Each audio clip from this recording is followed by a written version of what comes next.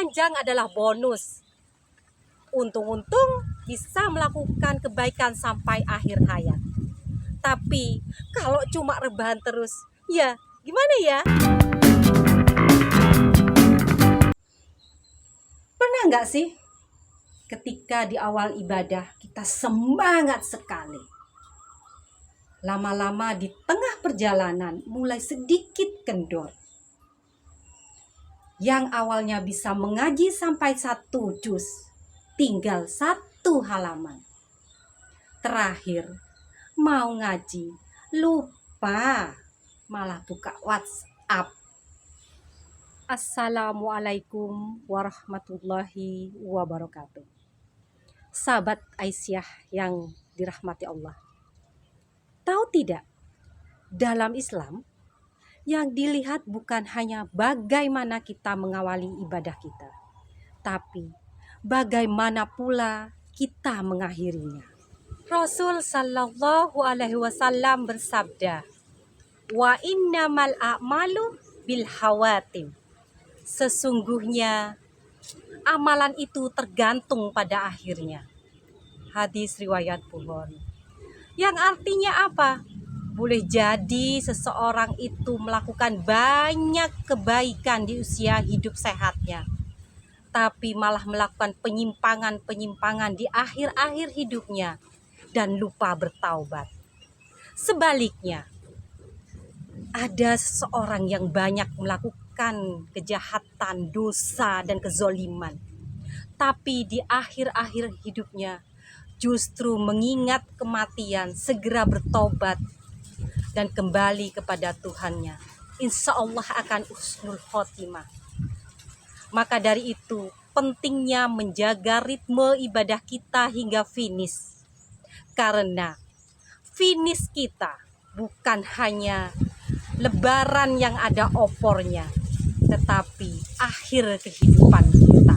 Ingat 3 poin ini agar kita bisa istiqomah sampai garis finish, sampai kita dipanggil untuk pulang menghadapnya.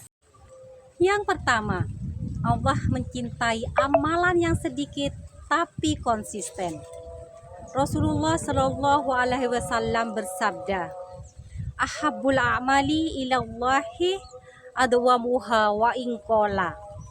Amalan yang paling dicintai Allah adalah yang sedikit tapi terus menerus. Hadis riwayat Bukhari dan Muslim. Sahabat Aisyah tidak perlu menargetkan 11 rakaat di awal kita belajar istiqomah. Cukup 2 rakaat di awal. Tambah lagi 4 rakaat.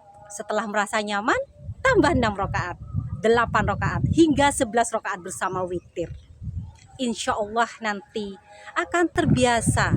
Yang kedua, ibadah itu bukan sprint, teman-teman. Ibadah itu seperti lari maraton yang terus menerus.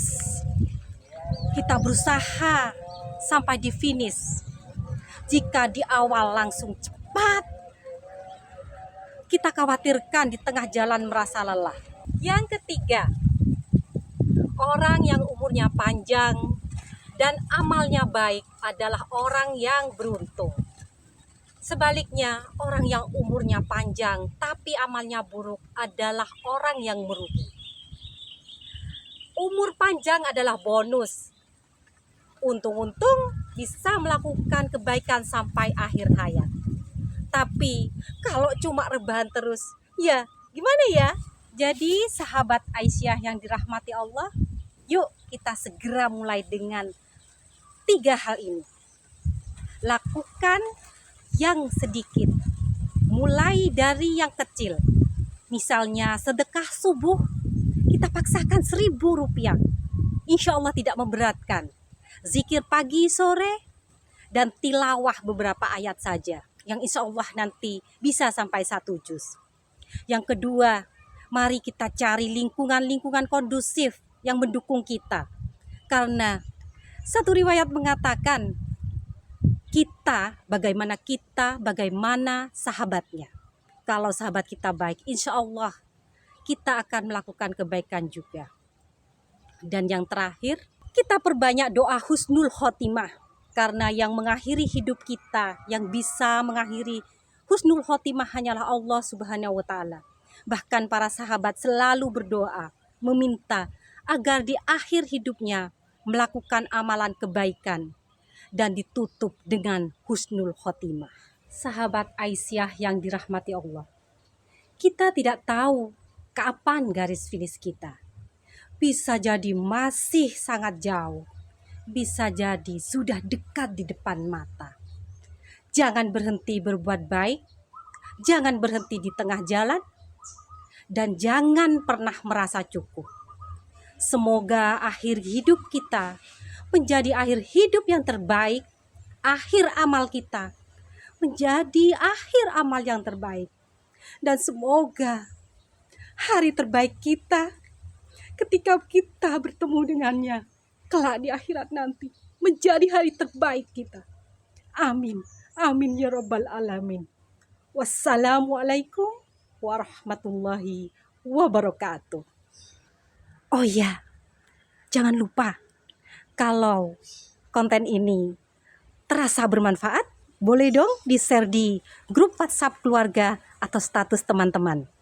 Atau bisa di kolom komentar kita diskusi bersama yuk.